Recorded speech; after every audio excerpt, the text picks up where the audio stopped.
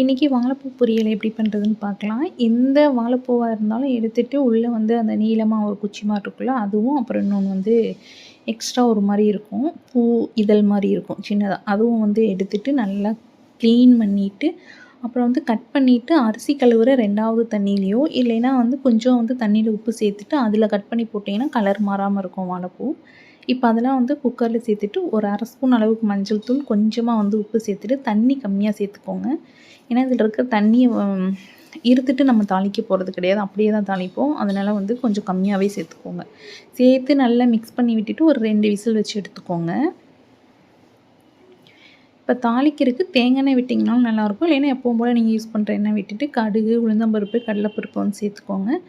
உளுந்தம்பருப்பும் கடலைப்பருப்பும் கொஞ்சம் கலர் வந்து நல்லாவே மாறி வரட்டும். இதில் வந்து ஒரு 1/2 ஸ்பூன் அளவுக்கு வந்து ஜீரகம் சேர்த்துக்கோங்க. ஏன்னா நம்ம தேங்காய் துருவல் சேர்க்கறனால ஜீரக ஃப்ளேவர் ரொம்ப நல்லாயிருக்கும். எண்ணெயிலே சேர்த்துட்டு எல்லாம் நல்லா பொரிஞ்சு வரட்டும். வந்ததுக்கப்புறம் பச்சை மிளகாய் 2 கட் பண்ணி வச்சுருக்கேன். கருவேப்பிலை, வெங்காயம் எல்லாம் சேர்த்து நல்லா வதக்கிக்கோங்க. வெங்காயம் ஒரு பாதி அளவுக்கு வதங்கினாலே போதும். இந்த அளவுக்கு வதங்கினாலே போதும். நீங்கள் வந்து வாழைப்பூவில் தண்ணி கம்மியாக வச்சுருந்தீங்கன்னா தான் நம்ம வந்து எடுத்து கொட்டினோன்னே கொஞ்சம் நேரத்தில் உப்பு செக் பண்ணிவிட்டு அப்படியே வந்து நம்ம தேங்காய் துருவல் போட்டு இறக்கிடலாம். இல்லைன்னா அந்த தண்ணி சுண்டுற வரைக்கும் வந்து அடுப்புலேயே வச்சுருக்கணும். அது ஒரு மாதிரி டேஸ்ட் வந்து மாறிடும். இப்போ வந்து வாழைப்பூ எடுத்து கொட்டிடுங்க. இப்போ பாருங்கள் தண்ணியே இல்லை. கொஞ்சம் நேரத்தில் வந்து லைட்டாக இருக்கிறதும் வந்து சுண்டி வந்துடும்.